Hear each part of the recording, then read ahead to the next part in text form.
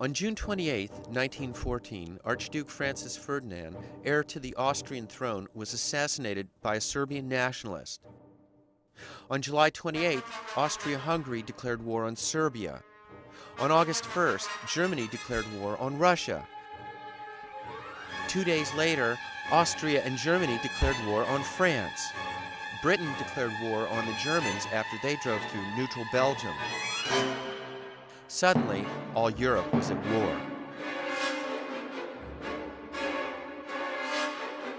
Within 1 month of fighting, casualties reached a staggering 1 million people.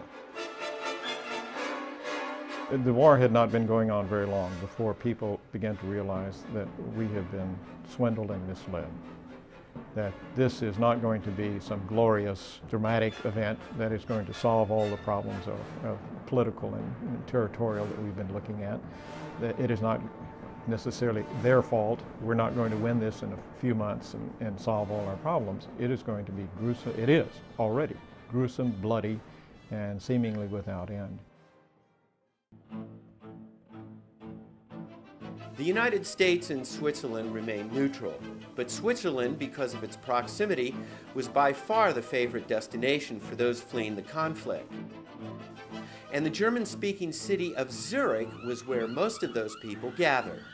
Indeed, one could find living among the expatriates Hermann Hesse, James Joyce, and Vladimir Ilyich Lenin, quietly laying the groundwork for his revolution.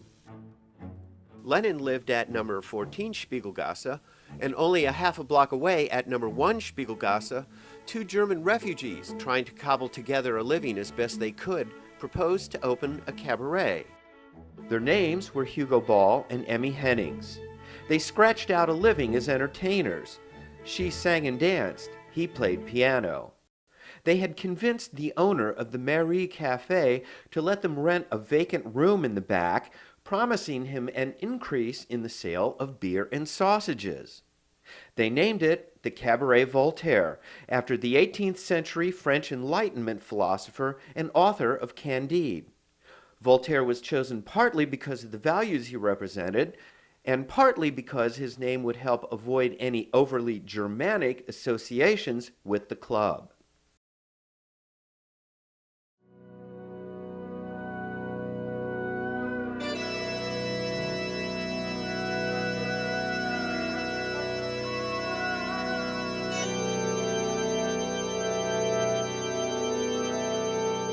On the evening of February 5, 1916, just 2 weeks before the Germans launched their offensive at Verdun, the Cabaret Voltaire was born.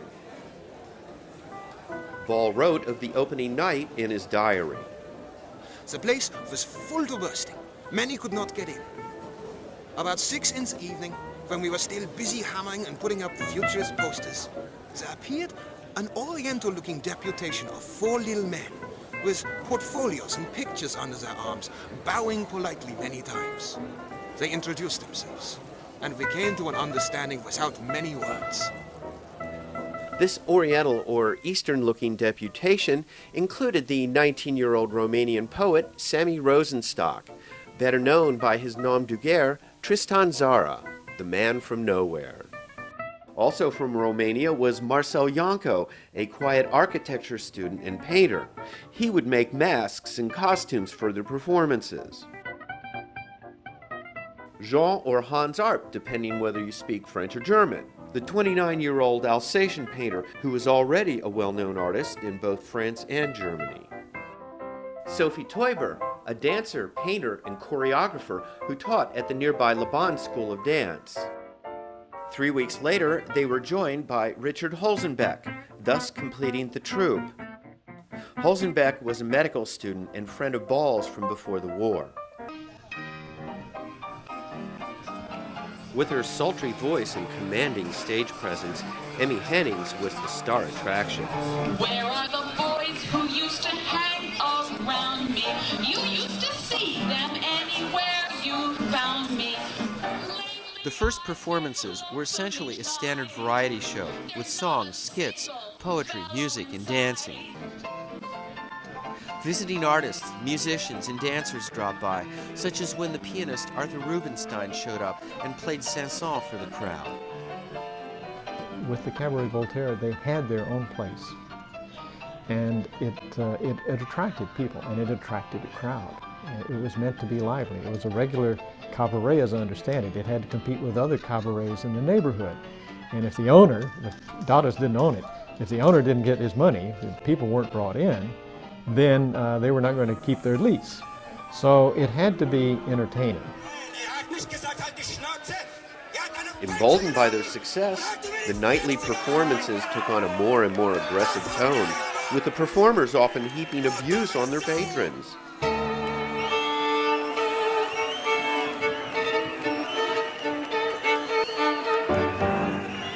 They began to experiment with shock tactics, which oddly enough drew people back for more. It began slowly, very little laboratory, very effective, very efficient, and of course they were very happy to have this confrontation with the people who were coming, just like in any cabaret. And people were reacting sometimes very enthusiastically, sometimes very aggressively. Bells, drums, cowbells, blows on the table or on empty boxes all enlivened the already wild accents of the new poetic language and excited by purely physical means an audience which had begun by sitting impassively behind its beer mugs. From this state of immobility, it was roused into frenzied involvement with what was going on. This was art, this was life, and this was what they wanted. We attacked the good Swiss people without any real justification. We attacked everyone in literature, but still I was very much dissatisfied with it. So finally we generalized in such a way that we attacked conventionalism. The bourgeois was one of our main targets. But the bourgeois has been attacked so often that this couldn't satisfy me either. So I found out what is the bourgeois, and I made the sad discovery that we were all bourgeois.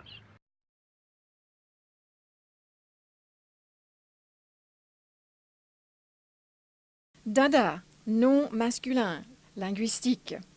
Terme enfantin ou plaisant dont on se sert pour désigner un cheval. There are really several conflicting stories about the discovery of the word Dada. Probably the most popular one and cited most often has Hugo Ball and Tristan Tzara concerned about finding a name for one of the dancers at the Cabaret Voltaire. And in order to find this name, they simply inserted a knife into the pages of a Larousse dictionary, or just opened it at random, and put a finger on the page, and the word under that finger was Dada. And they loved that word. It bears some sort of connotation when you hear it of being a little daffy, a little irrational, funny, that you come at it on guard. Indeed, not only was Dada French for a child's hobby horse, it was a local shampoo product in Zurich, a sacred cow's tail for the Kru tribe in Africa, a wet nurse in certain parts of Italy, a double affirmative, or yes, yes, in Russian, and so much more in so many languages. And yet, nothing linked any of them together, which meant Dada could include nothing and everything in the same breath. As the words stood outside language, so their group stood outside events of the day. And with one stroke, a movement was born.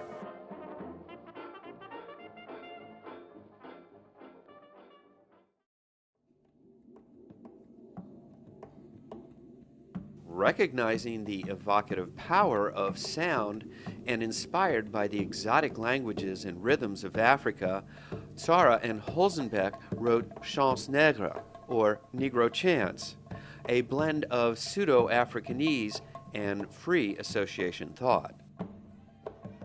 They took the stage accompanied by dancers wearing costumes designed by Marcel Janco. Tzara and Holzenbeck took turns reciting African verse, while the other beat rhythmically on a drum.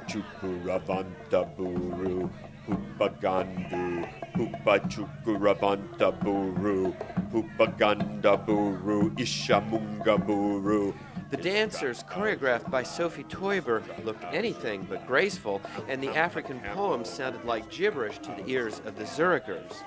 And by most accounts, they were not amused.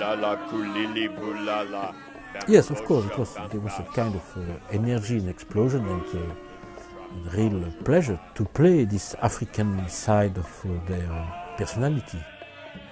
But at the same time, they were very aware about the fact they were bringing something outside the Occidental culture, from outside. In a city of revolutionaries, anarchists, spies, and draft dodgers, it was not the studious Russians who were the most suspect in the eyes of the police. Rather, it was the raucous Dadas, agenda unknown.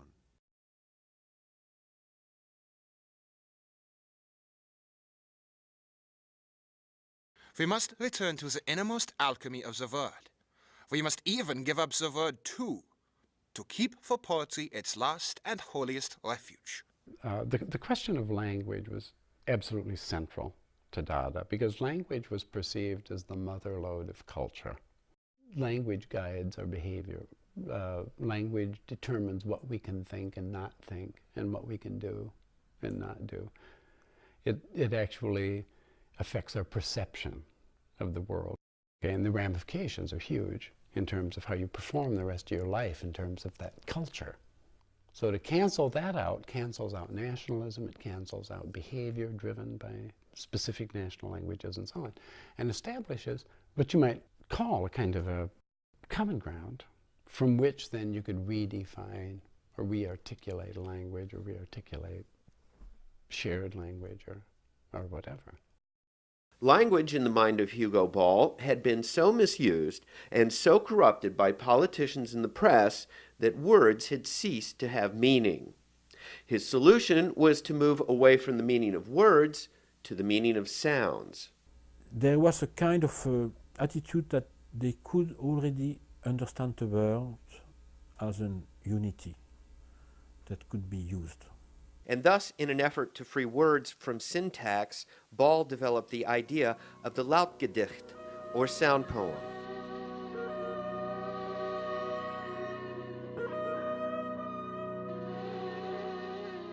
The high point of Cabaret Voltaire was Hugo Ball's performance on June 23rd of his sound poem, Elephant Caravan. Dressed in a cubist version of a shaman's or witch doctor's costume, Ball was unable to walk, and so he was escorted with great ceremony onto the stage. It began as a simple performance, a reading, but halfway through the delivery of his so-called nonsense verse, Ball fell under its spell and found himself transported to a wholly unexpected place, in need of a way to return home. The heavy vowel sequences and the plodding rhythm of the elephants in Elephant Caravan had given me one last crescendo. But how was I to get to the end? Then I noticed that my voice had no choice but to take on the ancient cadence of priestly lamentation. O Gaji, Bedi, Bimba, Glandridi, Lauli, Loni, Kadori, Gajama, Bimberi, Glasala, Glandridi, Glasala, Tufum I Zimbrabim, Blasa, Galasasa, Tufum I Zimbrabim. For a moment, it seemed as if there were a pale, bewildered face in my cubist mask, that half-frightened, half-curious face of a 10-year-old boy, trembling and hanging avidly on the priest's words in the requiems and high masses in his home parish. Then the lights went out, as I had ordered, and bathed in sweat, I was carried down off the stage like a magical bishop.